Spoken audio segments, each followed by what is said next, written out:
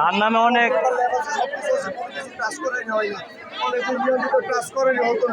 ছাত্রছাত্রীরা subject change নিয়ে অনেকবার চেষ্টায় পড়েছে।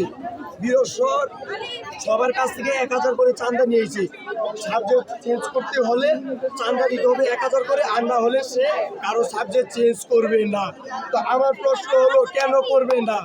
আমরা এই প্রিন্সিপালের পদত্যাগ চাচ্ছি আজকের দাবিতে।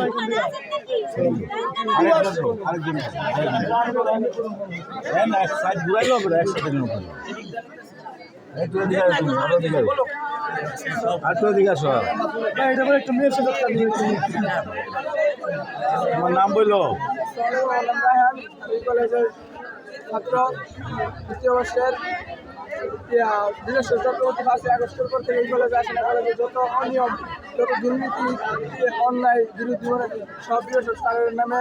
স্যারে আমাদের কলেজে কোনো ছাত্রছাত্রীর আইডি কার্ড, নবীনবরণ ক্লাস, কলেজের গেট, সাবজেক্ট চেঞ্জ সব অনেক ধরনের আছে। অপকর্ম আছে, টাকা স্যারে সাবজেক্ট চেঞ্জ করতে গিয়ে অনেক টাকা ছাত্রছাত্রীদের কাছ থেকে আত্মসাৎ করেছে, কিন্তু তার ফলাফল পাইছে না ছাত্ররা। উপভোক্তা নিয়ে অনেক ভোগান্তি, নাম দিছে, রুল দিছে, কিন্তু সঠিকভাবে টাকা পয়সা প্রিন্সিপাল স্যারের নাম্বারে ঢুকতেছে এবং কি ছাত্রছাত্রীদের নাম্বারে ঢুকতেছে না টাকাটা। উপবৃত্তির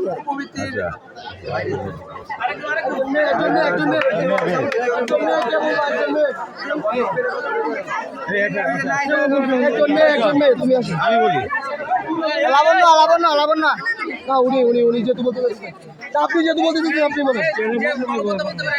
উনি বলতে হবে, মাস্ক খুলতে হবে।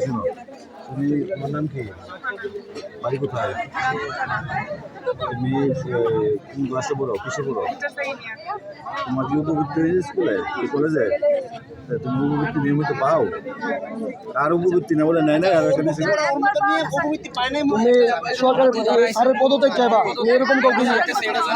1 বছর পাই, 1 বছর পাই না। আমরা কলেজের গেট নাই, বাতিয়া নাই, বালুকের একটা বাথরুম নাই, কিছু নাই। মানে এই কলেজ সম্পর্কে যারা অবগত আছে, কাজ হয় না, মানে আপনাদের কি আর কোন ধারণা আছে যে এই কলেজের প্রিন্সিপাল কথা বলে সরকারের কাছে টাকা না উন্নত করেন, এরকম কোনো কাজ আমার কাছে আছে? এটা এর আমার নতুন এগুলো বলতে পারে, এগুলো শিক্ষকরা বলতে পারে। এরা তো এত বড় যায়, এরা মাত্র শুরু করছে। কেন কেন তোমরা ইয়া করিস কেন?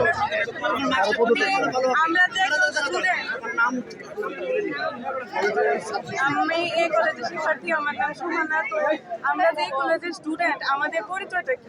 আমাদের কোনো একটা বেস নাই, কোনো একটা কলার আইডেন্টি কার্ডের কোনো ট্রেন নাই, তাহলে আমরা পরিচয়টা কি? আমাদের কোনো নিরাপত্তা নাই। আমরা যে ওয়াশরুমে যাই, ওখানে শিক্ষক আর ছাত্রীদের ওয়াশরুম কীভাবে একসাথে হয়? আমরা যদি ওয়াশরুমে যাই, সে একসাথে কীভাবে শিক্ষক ওইখানে যাবে? মেয়েদের একটা ওয়াশরুমের দরকার না? তারপরে আমরা যখন ওয়াশরুমে যাই, তখন ছেলেরা কীভাবে ঢুকতে হয়েছে ভিতরে? তারপরে আমরা যে সাংস্কৃতিক অনুষ্ঠানগুলো, উনি কি আমাদের কোনোদিন জিজ্ঞাসা করছে যে আমাদের কি কোনো বিনোদন দরকার কিনা? শিক্ষক মানে কি বই পড়া শুধু স্কুলে কলেজে আসা ক্লাস করা? উনি কি আমাদের ফ্রেন্ড না, ফ্রেন্ডের মতন না? আমাদের কি কোনো মতামত নিচ্ছে উনি কোনো সময়? নেয় নাই। এখন কি চাও তুমি? ওনার পদত্যাগ চাই আমরা। থ্যাংক ইউ, ধন্যবাদ। বীরেশ্বরের পদত্যাগ, বীরেশ্বরের পদত্যাগ করতে হবে। বীরেশ্বরের পদত্যাগ,